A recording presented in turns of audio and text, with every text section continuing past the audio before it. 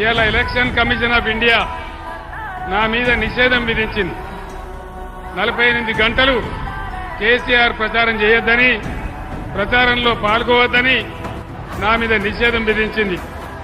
మీ అందరు నేను ఒకటే కోరుతా ఉన్నా, ఒకటే మాట మనవి చేస్తా ఉన్నా, ఇదే రేవంత్ రెడ్డి నీ పేగులు మెడలేసుకుంటా, నీ గుడ్డు వీకుతా అని నా మీద అడ్డగోలు మాటలు మాట్లాడితే ఇదే election commission of India Revanth Reddy మీద నిషేధం పెట్టలేదు, కానీ నా మీద పెట్టింది.